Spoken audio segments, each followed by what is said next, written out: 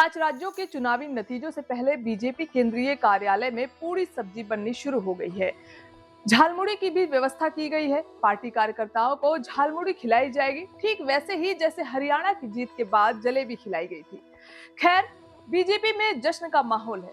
दरअसल पश्चिम बंगाल में जो राजनीतिक भूकंप आया है, उसके झटके अब भारतीय राजनीति में लंबे समय तक बने रहेंगे। ये हम नहीं कह रहे, बल्कि ये फिलहाल की सियासी तस्वीर बयां कर रही है। नमस्कार, आप देख रहे हैं आरएन टीवी नेशनल। मैं हूं आपके साथ प्रज्ञा पांडे। बहनों, 4 मई को सुबह काउंटिंग चालू होगी। 8 बजे बैलेट बॉक्स खुलना शुरू होगा। 9 बजे पहला राउंड, 10 बजे दूसरा राउंड, 1 बजे काउंटिंग समाप्त और बीबी दीदी टाटा गुड बाय। बंगाल प्रचार के दौरान दिए गए गृह मंत्री अमित शाह के इस भाषण को सुना आपने, जिसमें कहा गया है कि 4 मई को सुबह काउंटिंग चालू होगी, 8 बजे बैलेट बॉक्स खुलेगा, 9 बजे पहला राउंड, 10 बजे दूसरा राउंड और 1 बजे दीदी टाटा बाय बाय। इसे कहते हैं गजब का भरोसा, गजब का आत्मविश्वास। आपको याद होगा 15 साल, एक चेहरा और एक ही सत्ता का रंग। लेकिन इस बार बंगाल की हवा कुछ अलग चलती दिखी।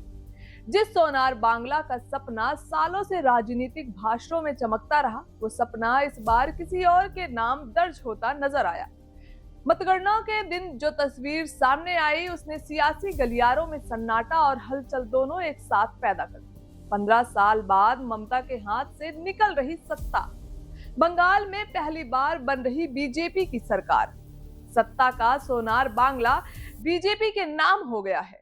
मतगणना के दौरान जब नतीजे सामने आए तो तस्वीर साफ हो गई। बीजेपी ने बहुमत हासिल कर पश्चिम बंगाल में ऐतिहासिक जीत दर्ज करती नजर आई और टीएमसी का किला कई जगहों पर दरक गया।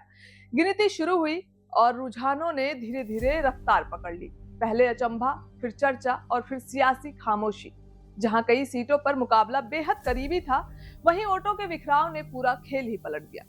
स्क्रीन पर बेशक ये रुझान की लहर दिख रही है, लेकिन इन रुझानों की विशाल लहरों ने ही बीजेपी की प्रचंड जीत की सुनामी ला दी है।